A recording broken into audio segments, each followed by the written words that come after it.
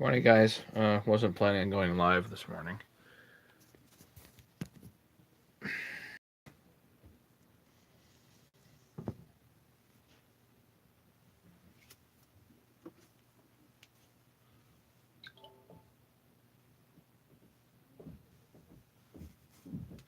me bring this up and we'll get to it.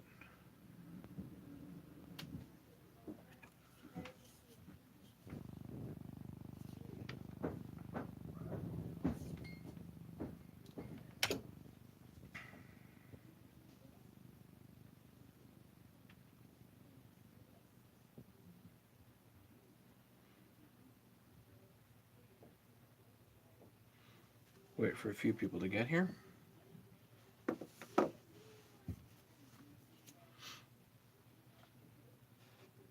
How's the sound? Check, check. Pretty good.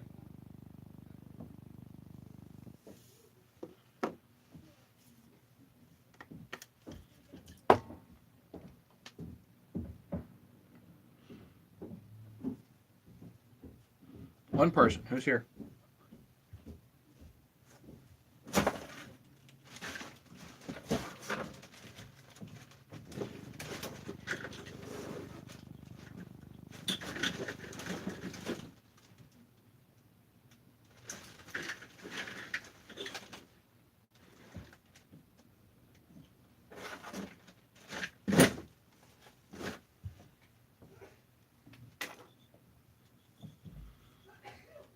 Two people. Who's here?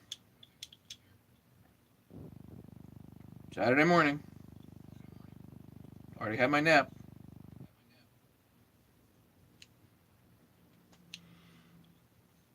It's the chubby dude. Great. I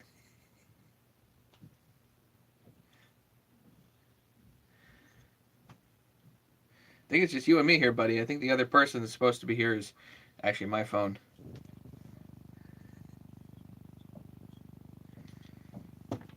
So what's going on, man?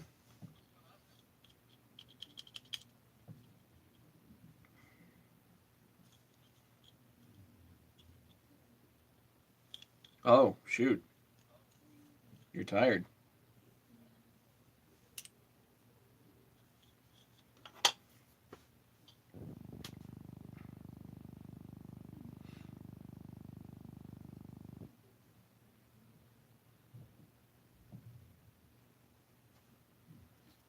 I literally came down here to do one thing.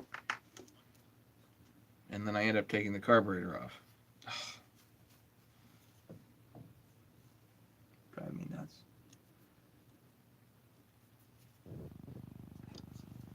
Just gonna wait for a few other people to get here.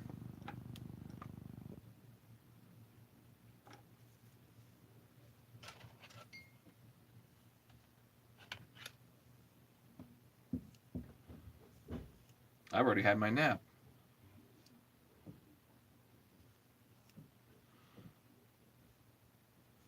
Yeah, you think you're gonna get into one thing and then nope.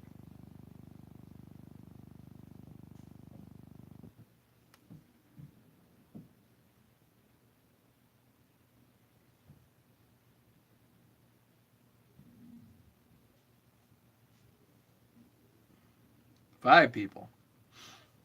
Okay, who's here?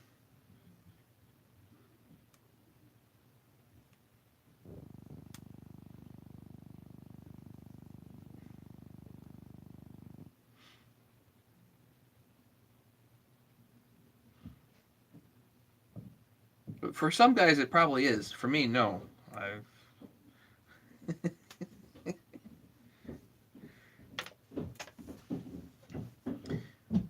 So since we have five people here, might as well get started. So this is how it went down this morning.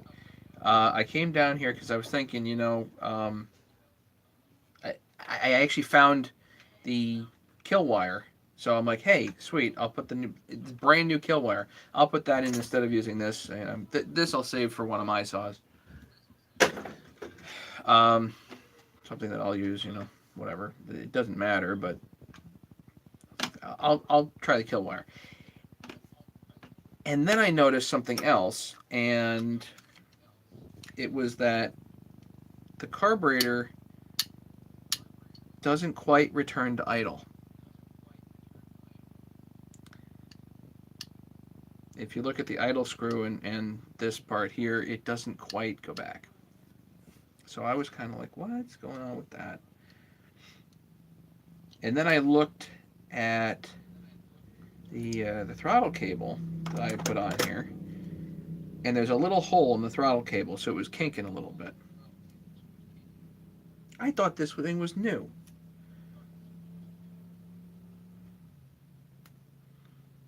So I'm thinking, is this kink messing me up? So I pulled that out. Turns out I don't think so. I don't think the kink is messing me up. So I'm like, well, pull the carburetor off and have a look. Sure enough, the butterfly, the disc, has moved. And I didn't do it. I didn't touch this the other day when I was working on the carburetor. So I guess I have to move it back and see if I can get this whole thing to close.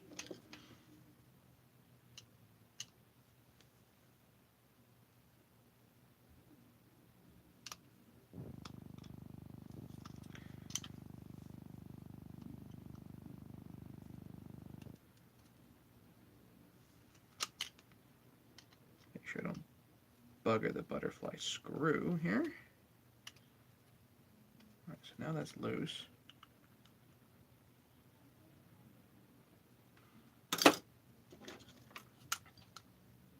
No, this may not be a quality control issue.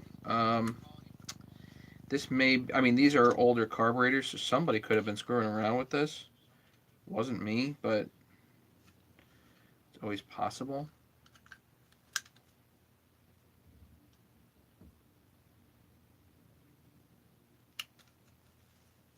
Yeah, there you go. And once you get it sort of correct, it'll kind of find its center.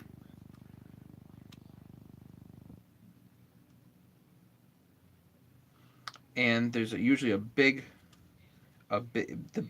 hole there in the carburetor is right over. There's a hole here at the base, and then there's a hole in the butterfly, and the two should line up.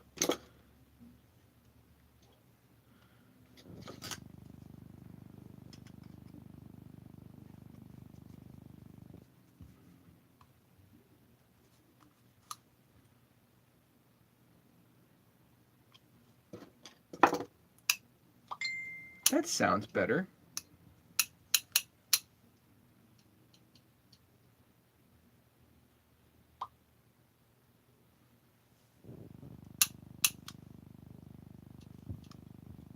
Let me back this off and make sure that it does still. Aha! Still doesn't quite go all the way down.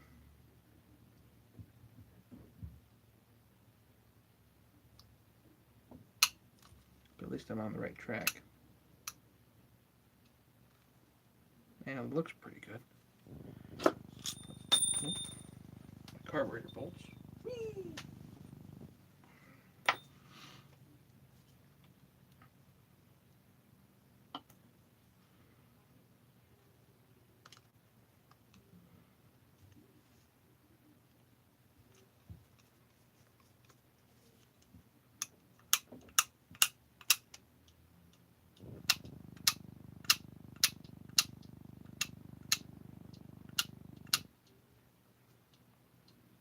Now it walks off again. I'm supposed to walk off. I'm supposed to get better.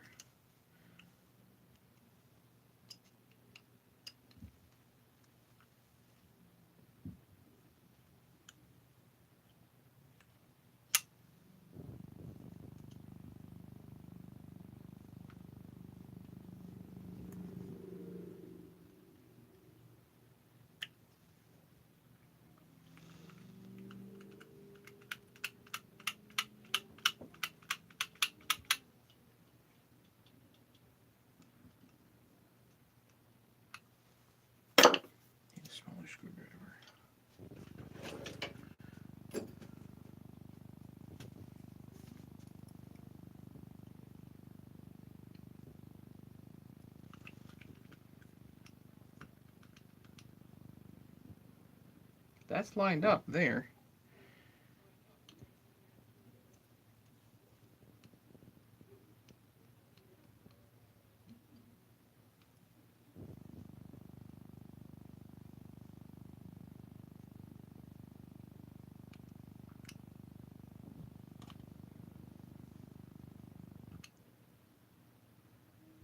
That's good. That's as good as that gets. It was definitely off. Down to 3 people. How come I lost everybody? I know it's Saturday morning. Everybody's out having fun. Where am I? Stuck in the basement.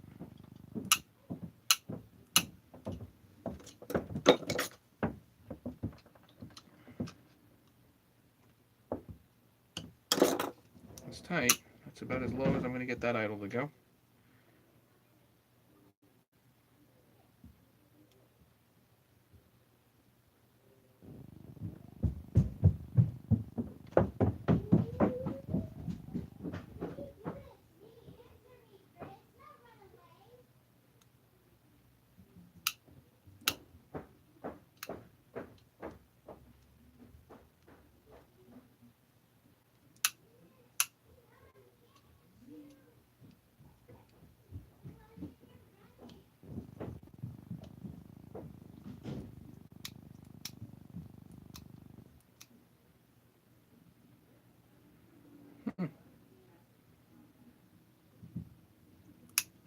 We'll try it and see. What's fun? Yeah, I suppose everybody has a different definition of that.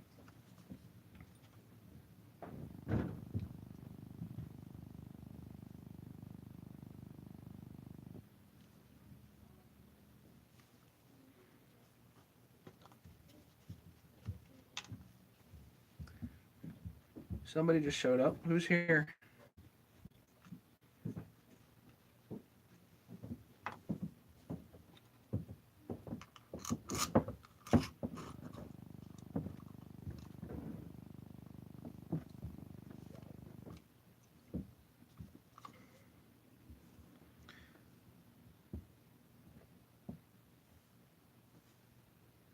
I'll tell you what, that butterfly was most definitely off. So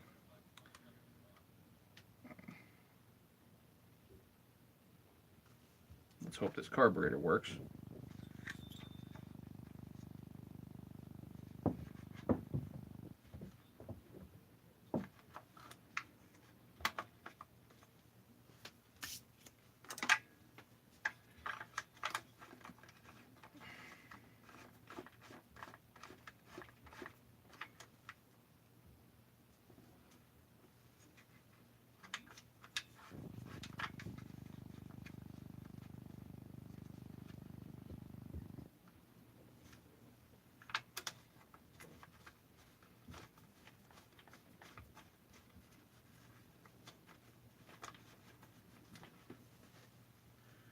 Of course, the gasket moved.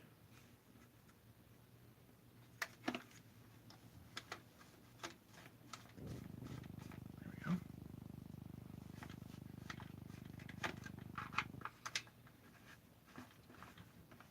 Hey, John. What's going on?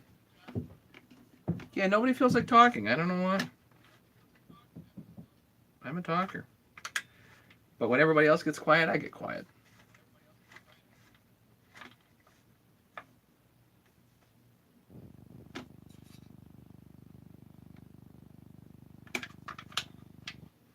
Yeah, this morning I was just trying to do one little thing, one little tweak on this, and I noticed something else, and it just was bothering me, and it just kind of goes like that, you know.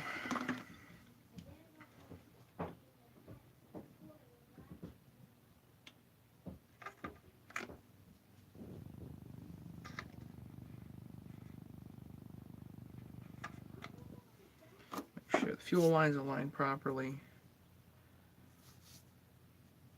But now I gotta get another stupid.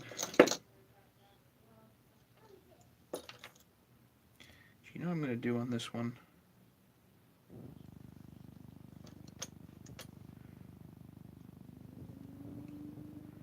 Just add a little bit of shielding. What do you think?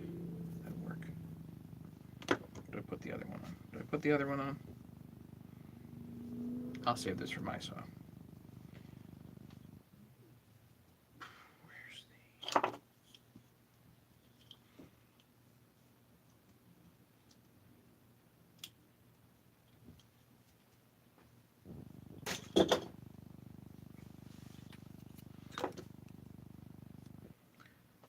Problem is retrofitting the throttle line is not super fun, so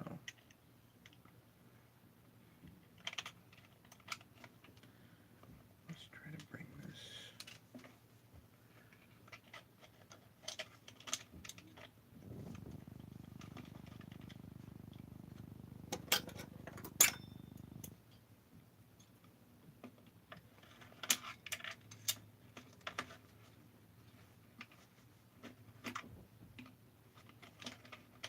You guys are more than welcome to say stuff. Anybody has a comment on what I'm doing, you're welcome.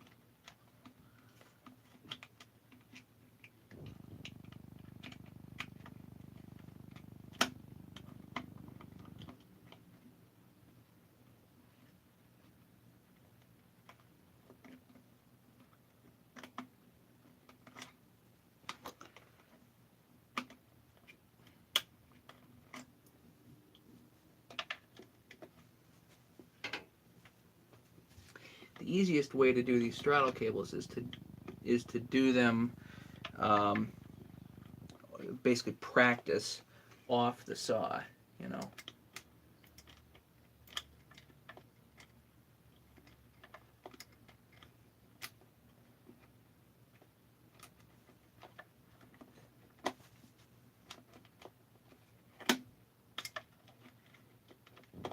So you can see how it goes on, how the cable actually is routed. So I can actually show you guys that here in just a minute.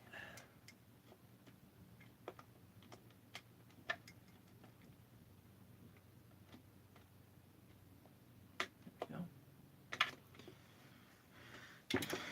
Now the ultimate trick is getting it up through that silly hole there, which is why I put this whole thing together before, whatever.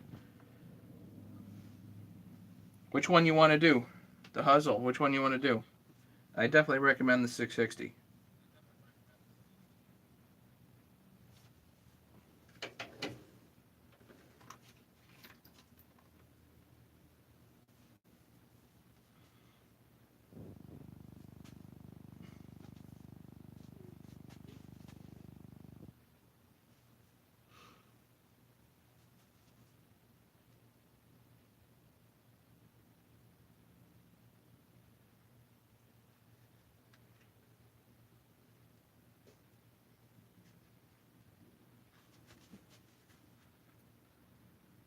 Put a piece of dental floss down here and then go fishing for it. See if I can pull the line up and through. Yeah, the 440 wasn't bad, but I think the 660 is great bang for buck.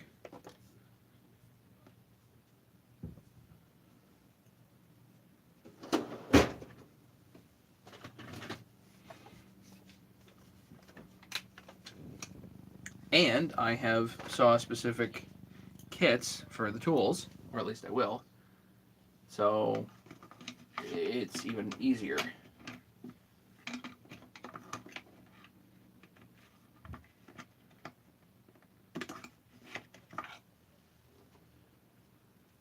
Something with a hook to fish that out. There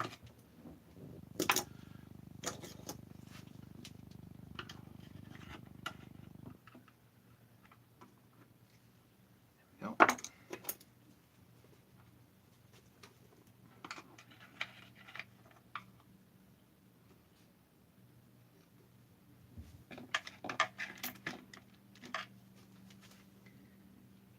Fish that one too. This is just a really super annoying thing here.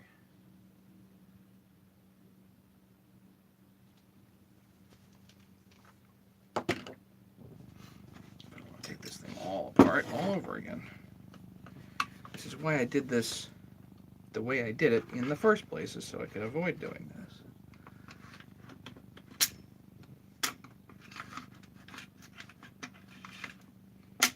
Just trying to pull the throttle cable back out, that's all.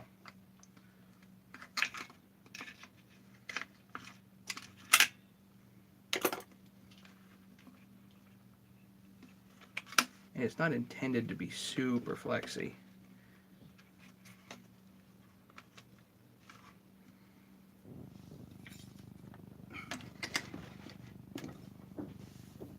Well, I got a full tutorial on how to do it, dude. So you don't need to worry about it. And if you got questions, you can always come on here and ask. It's not a big deal. But between me showing stuff and Walt has a great channel.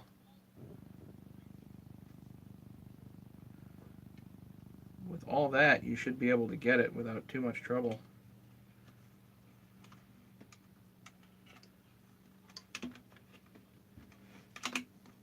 I got a piece of dental floss here helping me out, hopefully.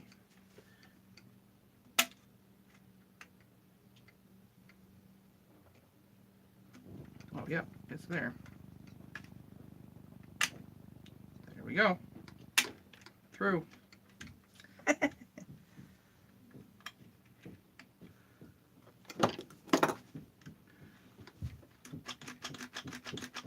Yep, that'll be fine.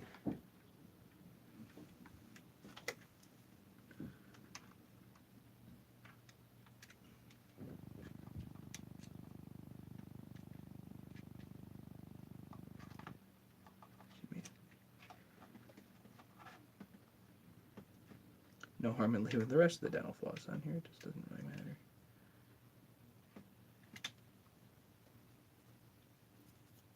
Multi-chainsaw, how's it going?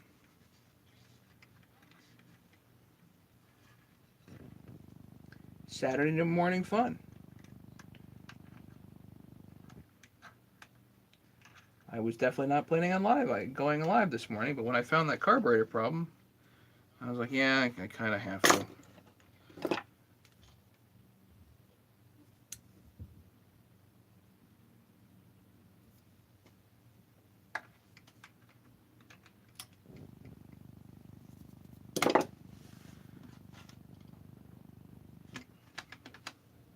John, you still don't have my tool? Really? I thought you did.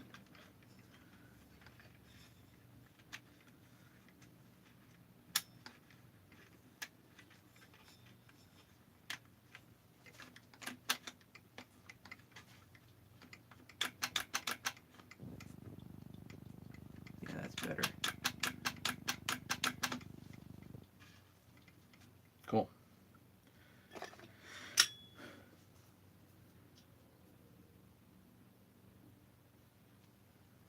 Oh, multi, I'm hanging in. I just always get bogged down with stuff that's so stupid.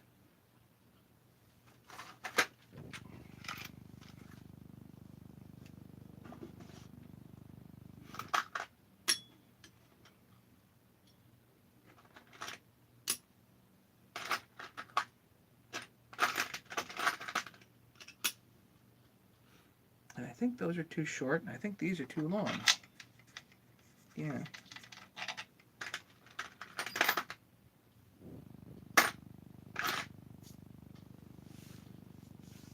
Something in between. Great.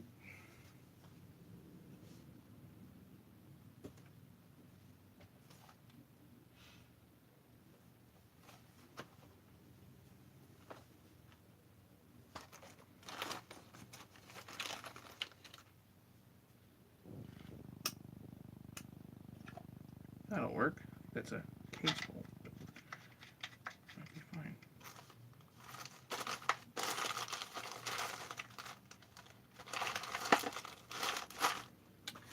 That's a 394 case bolt. Then I have more of those in my bolt bag.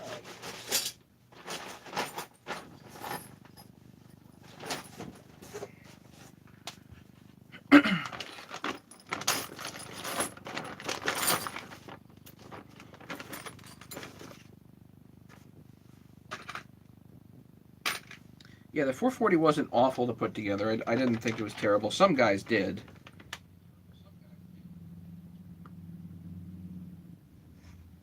that's not going to be right.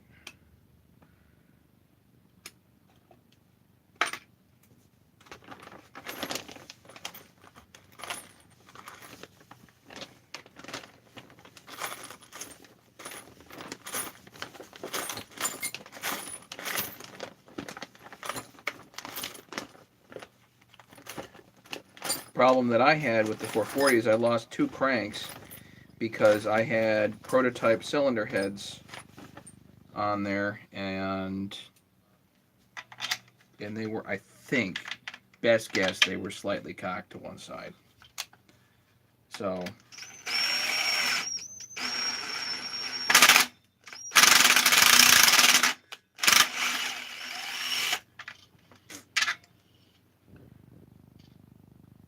why is it not smooth?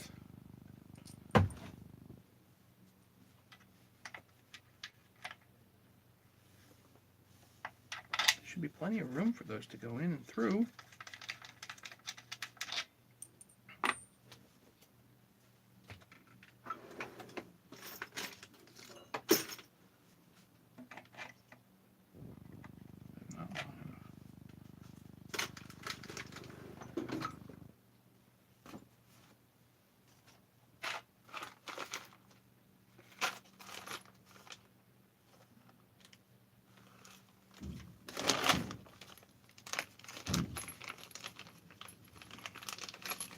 Yeah, Walt really likes the 660.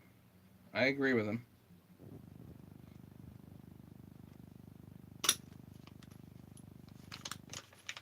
.372 case bolts.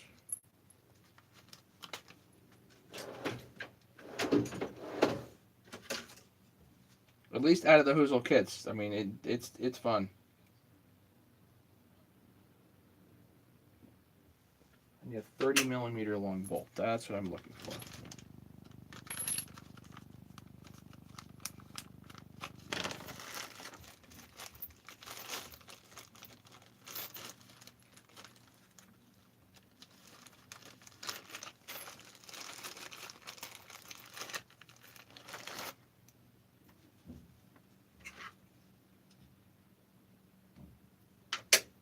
That'll do.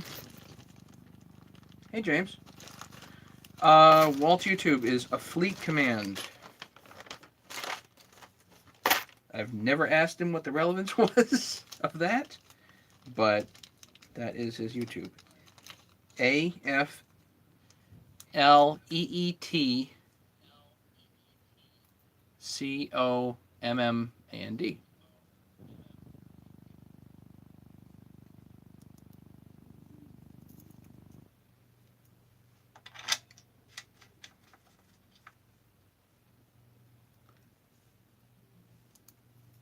He just did a comparison on the new the Hoozle 372 kit and the 372 complete saw that comes from China.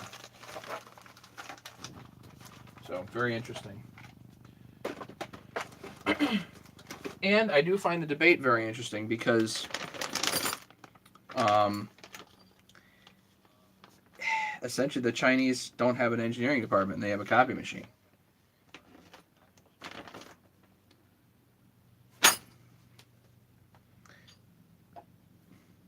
Well, Jay Witcher, please tell me if I don't want to butcher your name. Yeah, I guess he's building a lot of them.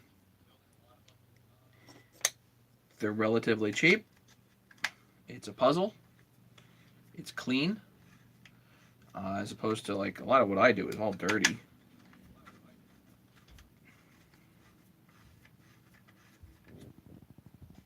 The thing with the part of the argument of it being cheap is that it's not necessarily as cheap as you think, because you end up doing all kinds of stuff that you may or may not want to do, i.e. using OEM parts.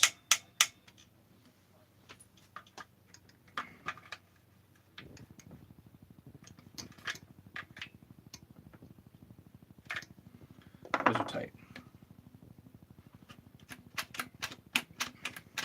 Yeah, a lot of stuff of what he does is fun. But back to what I was going to say, I think it's a fascinating topic the whole idea of Chinese kit saws. Um, I am. This gets into a bit of a weird tangent, but I really was never convinced that it was intended to be a kit. So they're complete saw parts, but whether it was intended to put together or not, I don't know. Um, and what's the difference? I don't know. Conceptually, I think that's kind of the why that they're a little tricky to put together. Does that make sense to anybody? Is anybody like, yeah, man, it's crazy? I don't know. Multi-chainsaw, you can just email me, and we can talk about tools. I like talking about tools. Here, let me put my email in here. Oops.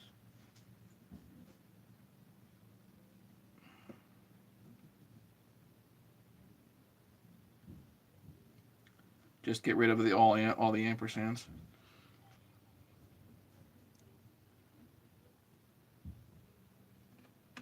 Yeah, they're I don't know if they're really intended to be used as a kit.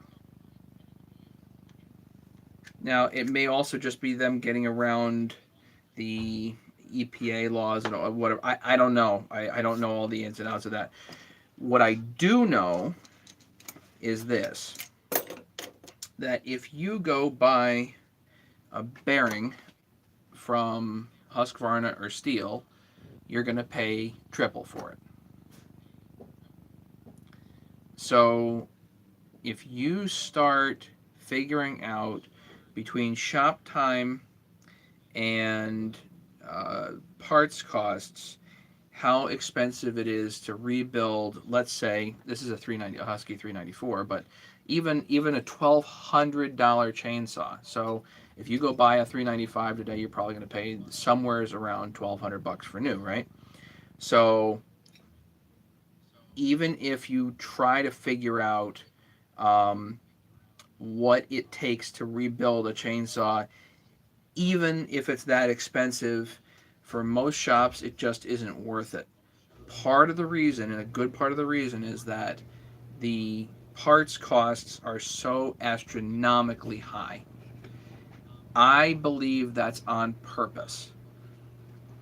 I really think that Steel, Husky, and the other big manufacturers are not in the parts business. They don't want to be in the parts business.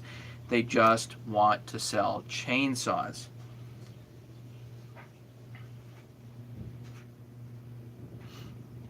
So if Steel and Husky just want to sell chainsaws, they're not in the parts business. Along come the Chinese.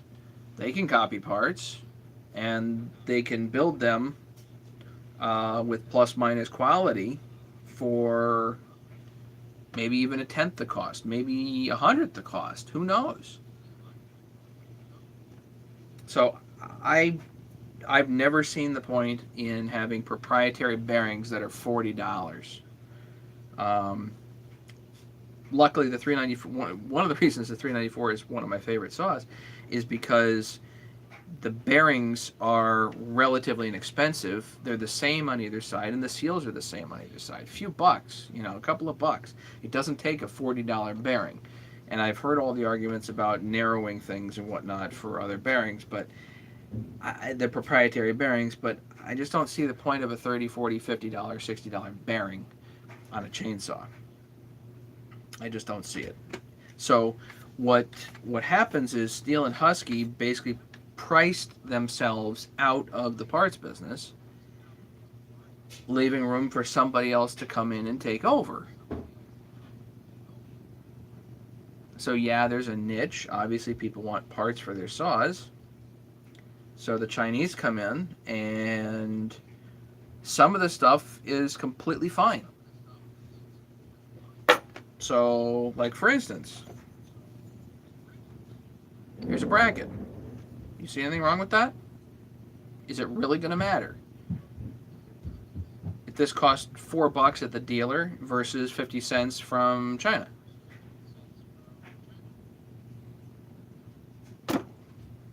mean, are you going to argue with the quality on that? Probably not. It's a bracket. Who cares? Now, where you might argue with quality is bearings. So, again, what they did was Steel and Husky actually started using proprietary bearings, which just annoys me. And that's how they price themselves out of it, rather than using off-the-shelf stuff. So here's a 6203 from, I think this is an SKF 6203 with a nylon cage.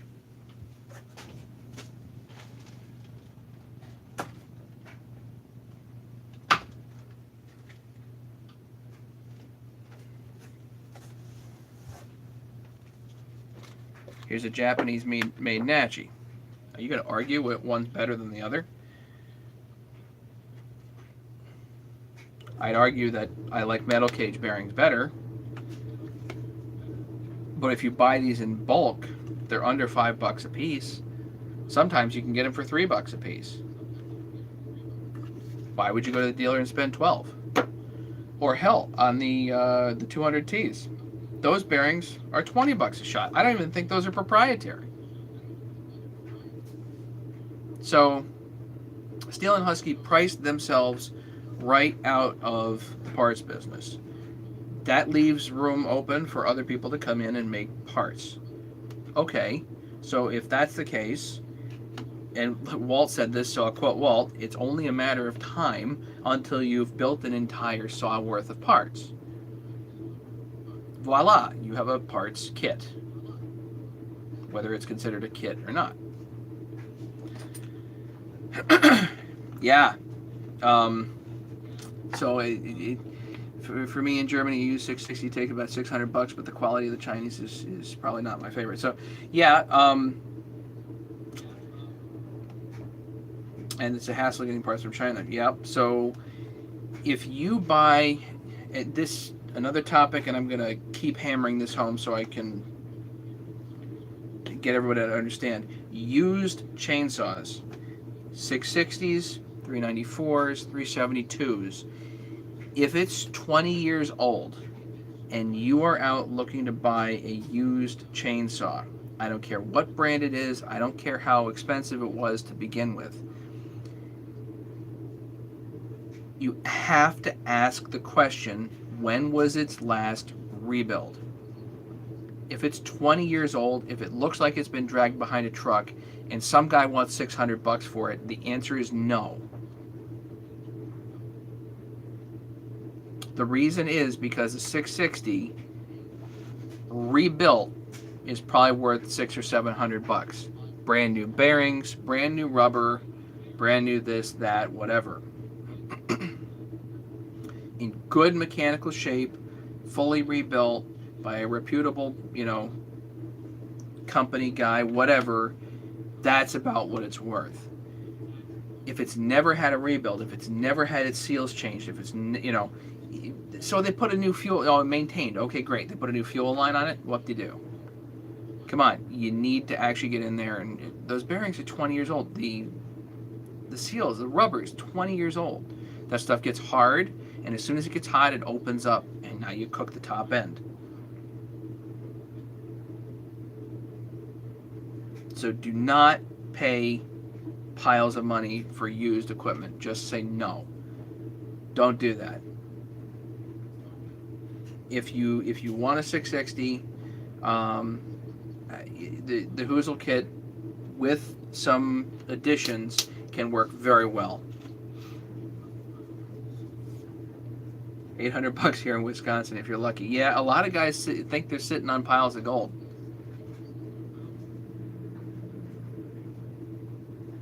There's plenty of guys in the trading posts there on Arbor's site or OPE that are reputable builders and can get you a nice saw that's well thoughtfully put together for reasonable money. Don't fall into the trap of spending too much money on used chainsaws. Jeepers creepers, guys.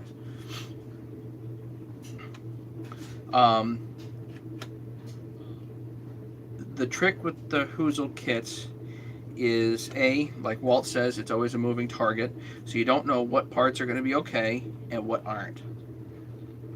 So that is a trick, is to know by looking at them, using them, experience what parts are going to be okay and what parts aren't. Knowing what parts to swap out for OEM is important. I usually tend to start with the wrist pin bearings and the rubber. So I had an email. Is John Clark on? John, are you on? John's been emailing me and putting lots of comments in my channel. But I don't trust the Chinese seals. I just don't. I know people have had luck with them for a while. I don't like pulling cranks through seals. I just completely disagree with that. I don't think it's the right way to do it. You cannot prove without a pressure and vac test later that you didn't prolapse that seal. I just worries the heck out of me. But I don't trust the Chinese rubber. So for whatever reason, like I think my 660 that I have out in the shed now has their intake boot on it. It seems to be okay. Some of the rubber in there is sort of okay, but the seals, absolutely not. The crank seals I would change out for either OEM or the highway seals. The 660 highway has a great seal kit, gasket and seal kit. I suggest that.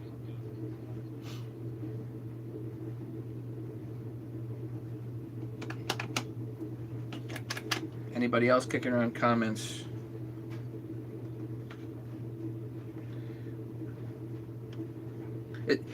Chinese saws are a great topic. They're really a great topic.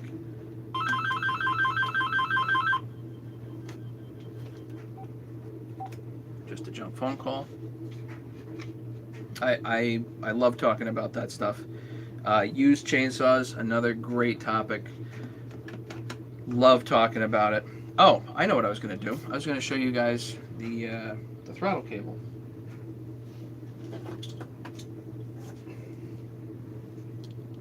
So the thing about the 394 throttle cables is they kind of, by the way, this is a same exact setup on a 372. So the thing about these is that they go over a couple of nubs here, and then this comes out that way. So really, if you're installing it, you need to push this through, drag it back from this direction. You can't go from this way. So you can't go from the passenger side, all right? So you have to go from the driver's side, from the flywheel side. Up and over, and then through that slot, and then you can just bring the plastic housing right in and make sure it's seated. But that's the good way to do that. So if you have that conceptually, then when you're trying to work on the saw, it makes a whole lot more sense.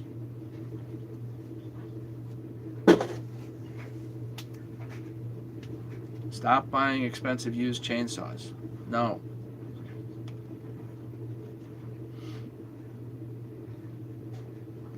It's very simple. Do the math. What's it worth in good mechanical rebuilt shape? What's it going to take to get it there?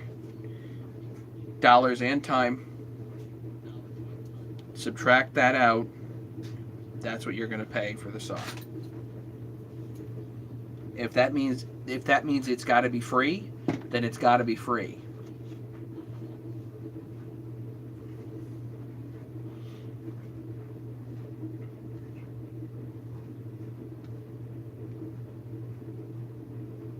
No,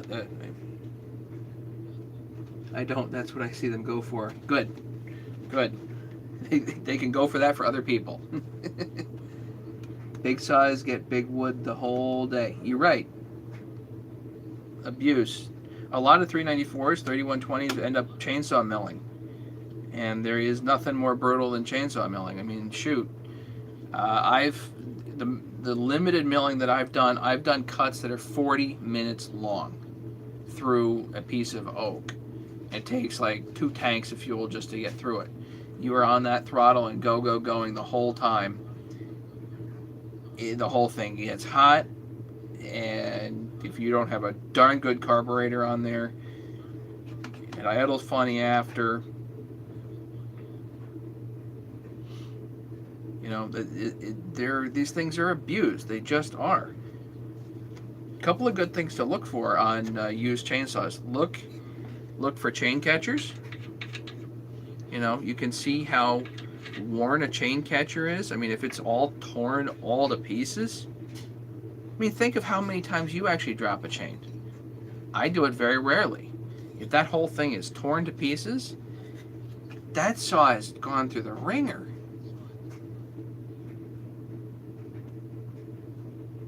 Husky 350s, 357s, 359s.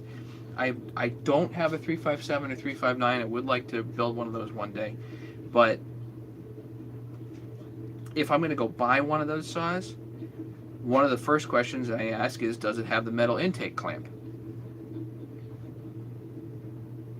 If it doesn't have the metal intake clamp, then that means that whoever the seller is knows nothing about it, or probably is asking too much money for it.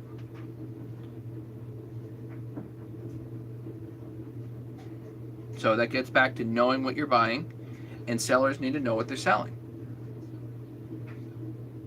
If you expect to get top dollar for whatever you want, you need to know what you're selling. Questions, comments, anything otherwise, guys? Can't believe this whole thing started because that stupid kill wire here came down. I'm like, not returning to idle. Why not? Let's put the choke back here.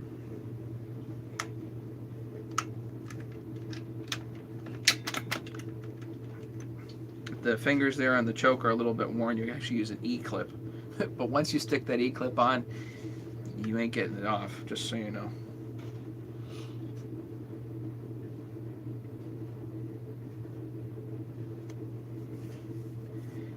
Rubber steel parts, like the intake boot for eBay, then fuel killed it. Well, a lot of that has to do with the ethanol fuel. So if you're running ethanol fuel, consider switching to non-ethanol. I would assume that that's got at least a lot to do with it. But the rubber is not exactly high quality anyway. Husky 55 Rancher is my favorite light saw. In which case you can have your Husky 55 Rancher and enjoy it. Doesn't really work for me, but if it works for you, that's great. I know a lot of people love them, and there are parts galore. Oh my God, you can pick up parts for that thing. They made a bajillion of those.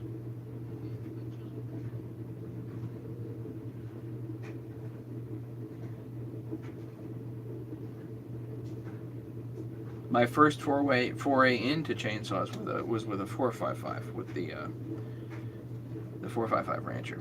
It works for you, good. The 455 Rancher does have a special place for me, just because that's how I got into saws. I think they're relatively easy to rebuild, and I know guys like rebuilding the 55s too.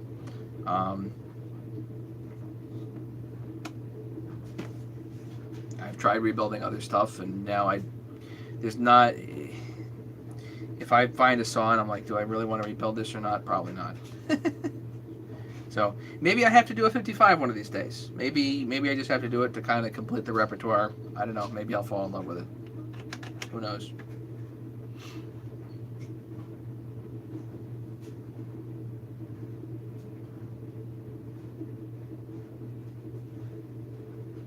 What else do I got to do to this saw here? Top handle on.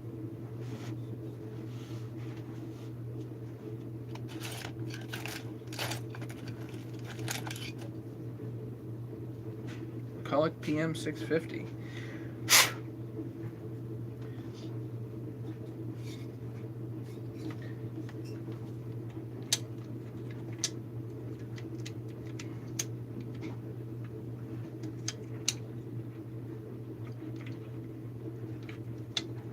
I was supposed to put this on before I put this silly cover on.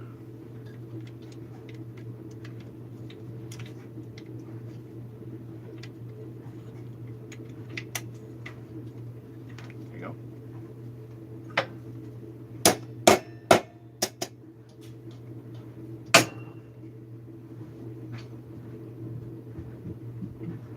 See, everything here gets in the way of everything else. I like this cover gets in the way of that screw.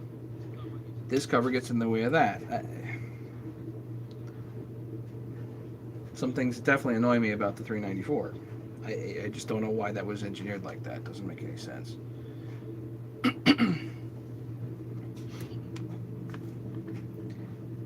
If you have that 650, I don't know very much about McCulloch's, but I can tell you if it's old, at minimum go in there and change the seals, and it'll still run for a very long time. But I would definitely recommend that because that thing is not young.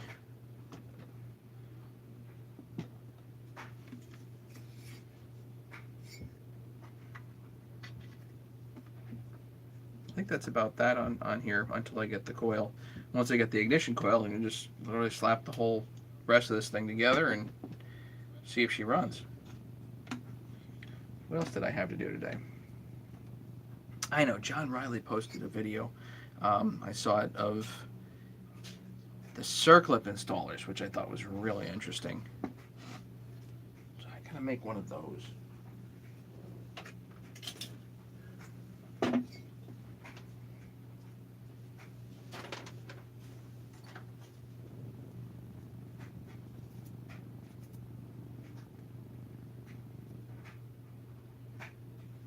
Should I sacrifice one of my nice things here to make circlip installers?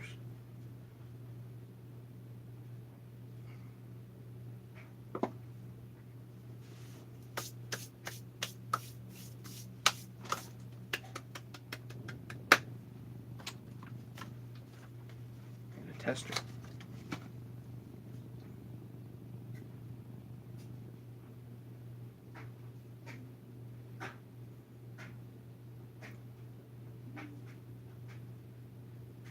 I think I'll sacrifice these.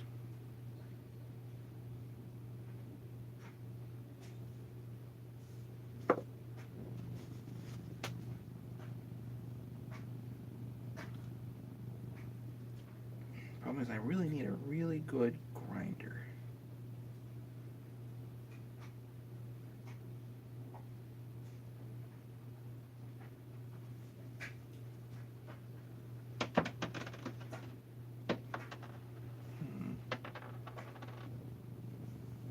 Do I do this with a file or with a grinder?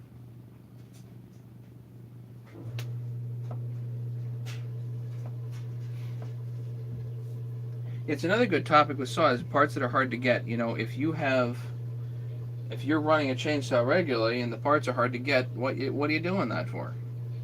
My opinion, like, okay, certain saws fall into the realm of collectors, and other saws are the saws you beat on daily. If you're beating on a collector's item daily, what are you doing that for, you know?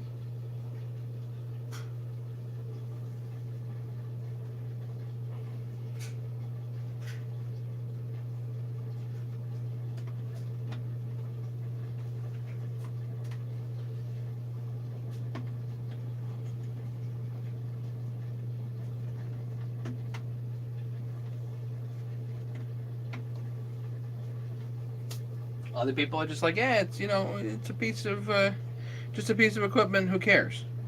Okay, it's yours. Do what you want with it. But some stuff doesn't make much sense to me, and I get a little opinionated about those things. Yeah, firing it up from time to time is fine. I don't have a problem keeping it running. It's just, if you're trying to beat on it every day, it doesn't seem like a good thing to do, you know? Just see, does this... It does. Ooh.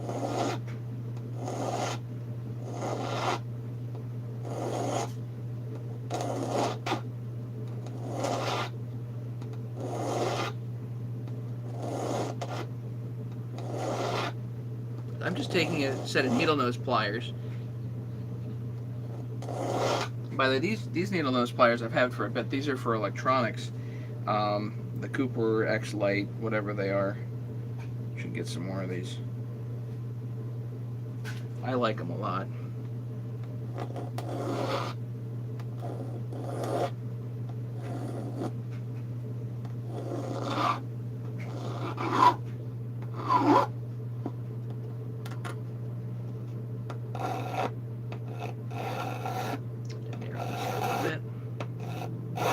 Because they have to fit in the notch for the circlip. I'll show you that in a minute.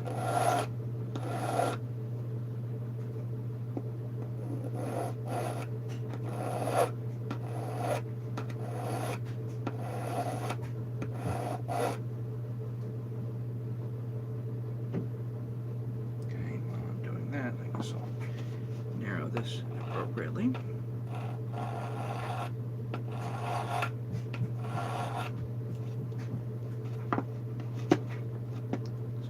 Same time.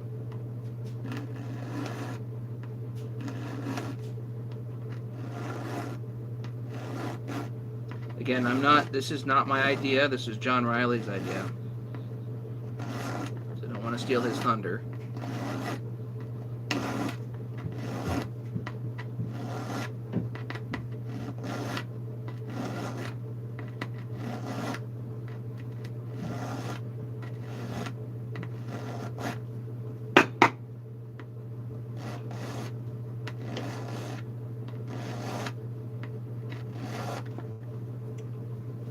Just narrowing the beaks a little bit on one side.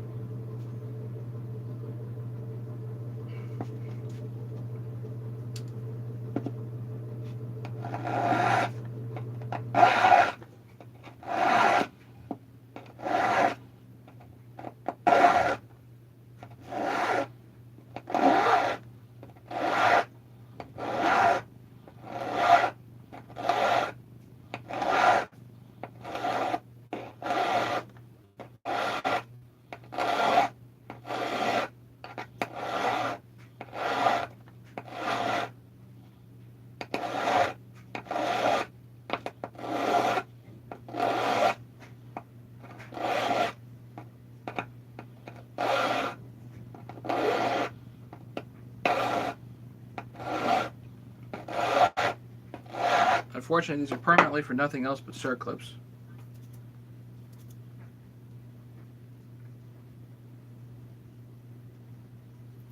Thin that out just a little bit more.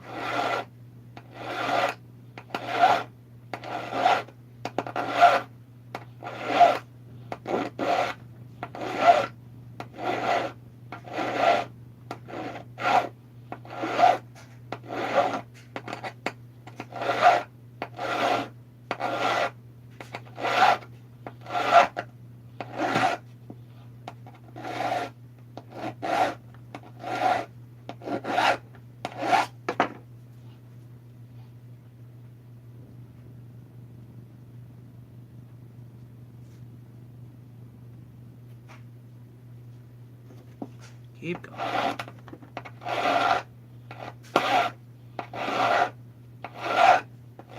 If you had a good bench grinder set up, you could probably do this a whole lot faster, but you don't want to go too fast with this. There's not a whole lot of room for error.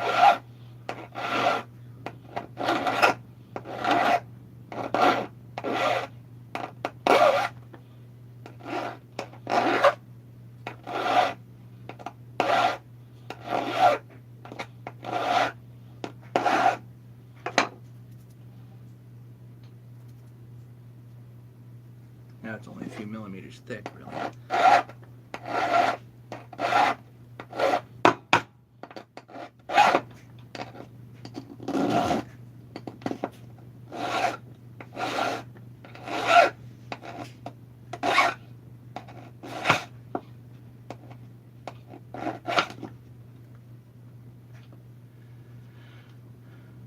All Chinese rubber parts I've seen in Germany on power tools have been absolutely junk. Fuel lines, mess, hard like stone.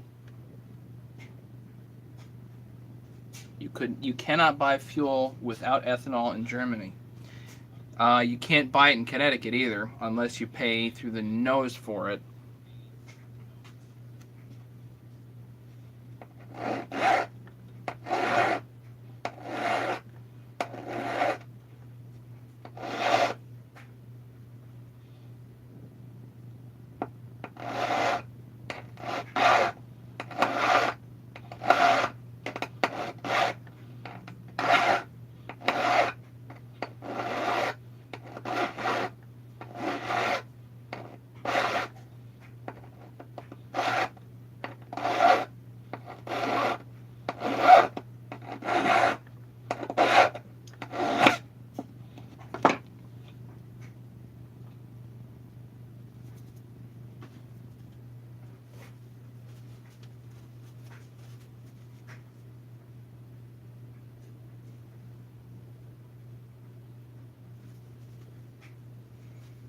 File down this side to narrow them a little bit more.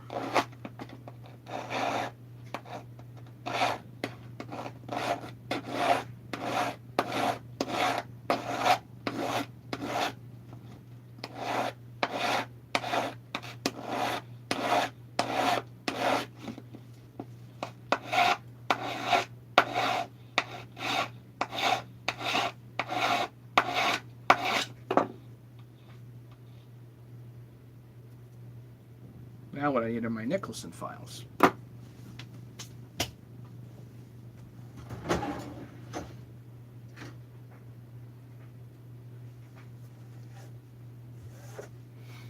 Like these little, tiny little files, just to make a notch right here at the edge to fit the circlip in.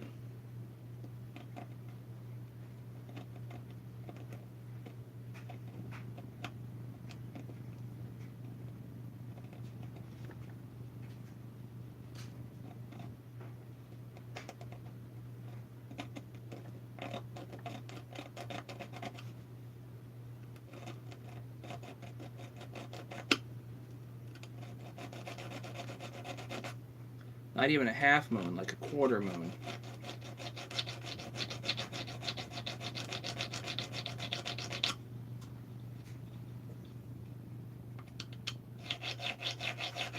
There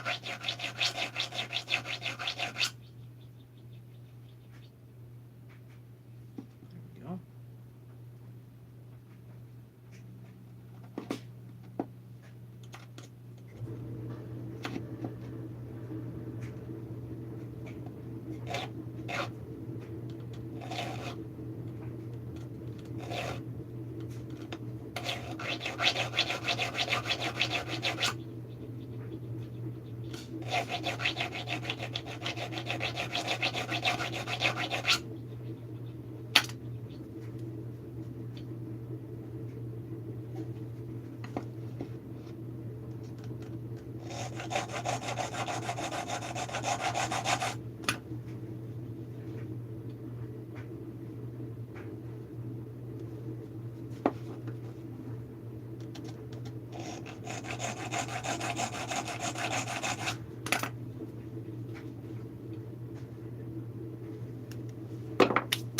Yes. Yes. Oh.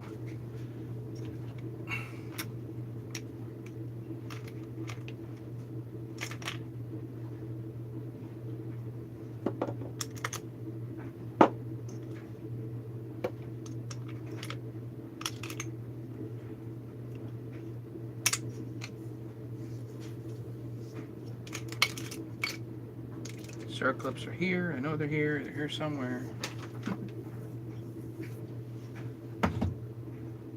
I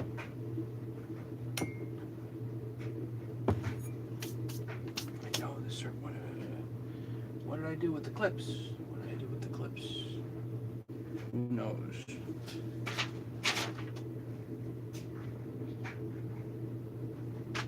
Ah, they're over in the ultrasonic probably. Let me get them. Hang on.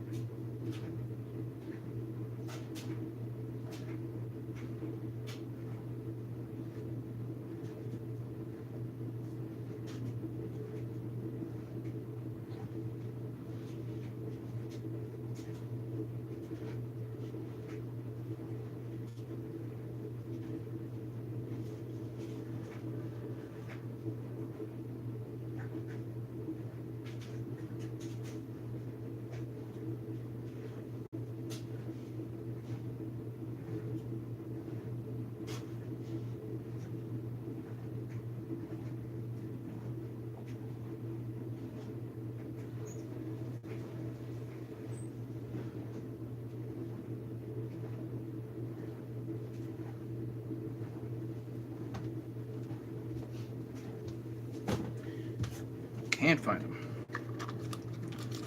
Can't dig them out of the darn ultrasound. Okay, I think I still have one in here. I have some OEM ones coming, so whatever.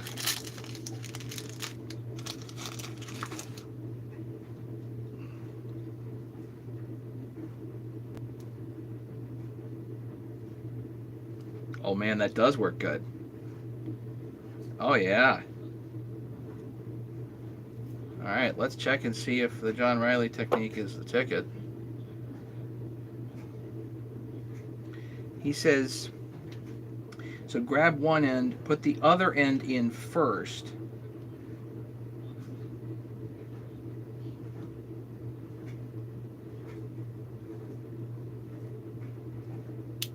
And then aim for,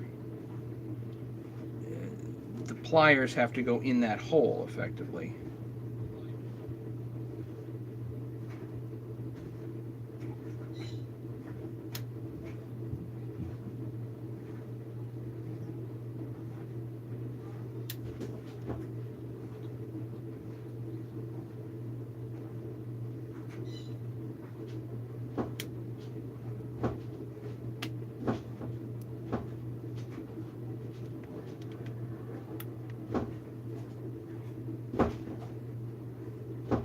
I did it.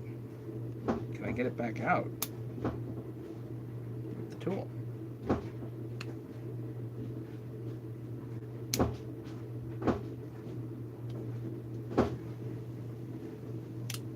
Yes.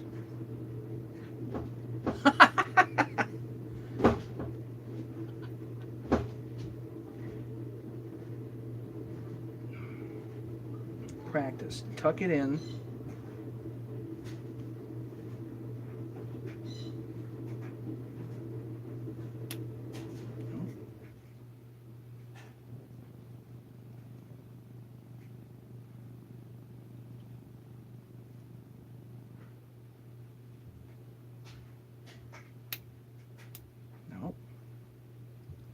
Take a little bit of practice. Nothing wrong with practice.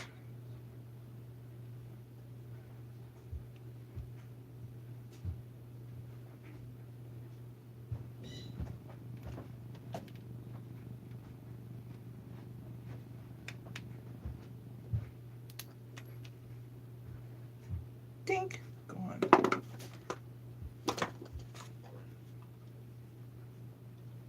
I'm not over bending it. That's good.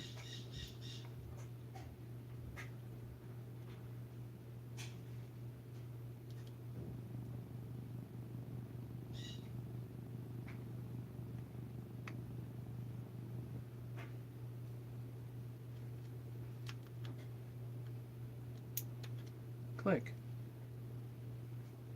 Yeah, it takes a little practice, but you can get it. That's nice.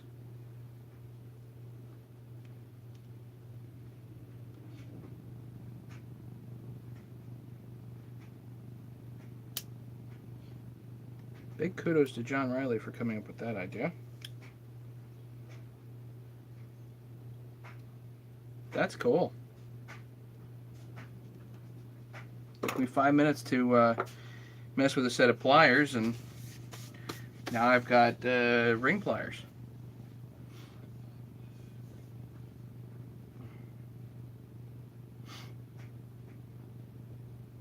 Steel Moto Mix is here in America, yeah. We also have True Fuel. And here in America, right now, gasoline is somewhere around $3 a gallon, $3 US a gallon. True Fuel is $6 a quart times 4, so it's $24 a gallon. So it comes pre-mixed, but $24 a gallon is a little different than $3, you know.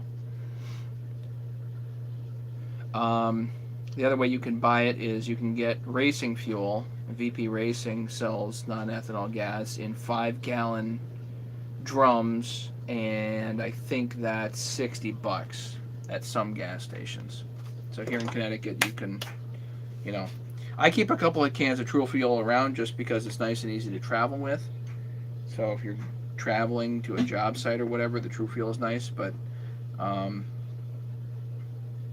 Generally, I mix my own stuff. My dad's able to get some. Yeah. So we do get non-ethyl gasoline from out of state. You can get some from out of state if you know where to look.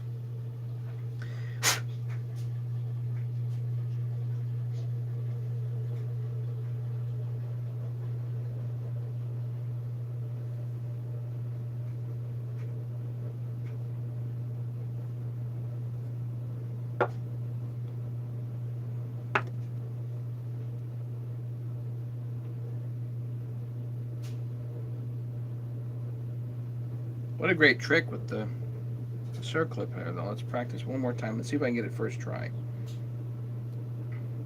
You put it in. Put one end. Put the far end in first. Bend it around. Aim for the notch. Pull out. Click it in. It's clicked.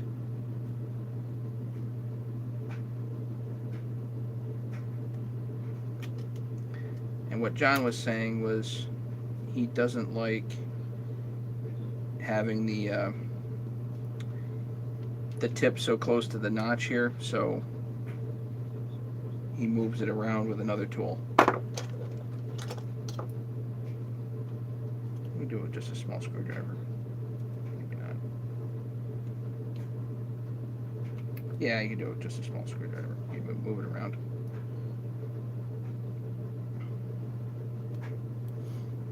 Nifty difty, folks. There you have it.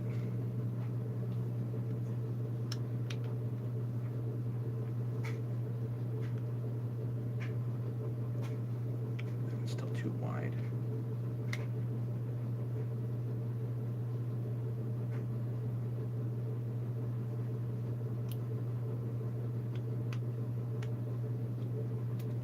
It comes out too. Awesome.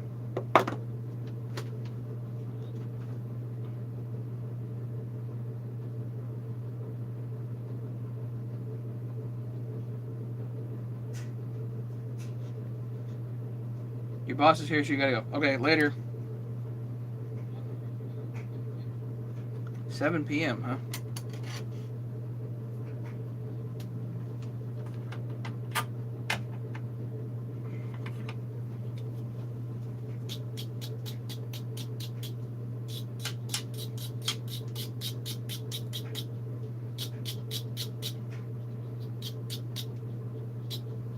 My poor Raker file that I just beat up.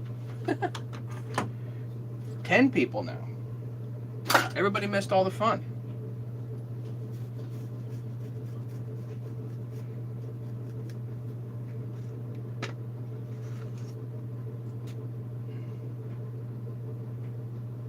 I actually do need to go do something reasonable today, so anybody have any questions before I go?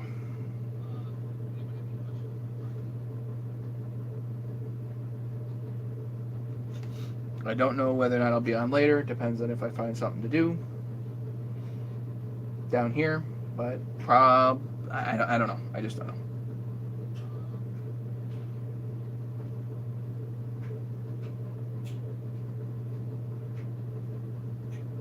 Okay, I'm gonna run then. Thanks everybody. Yeah, I thought that was an interesting issue with the carburetor on the 394. So if you're here and you didn't see that, go back and see that, because that was at least somewhat interesting. Okay, we'll see you guys later if I can. Okay. Stay safe. Take care. Be good.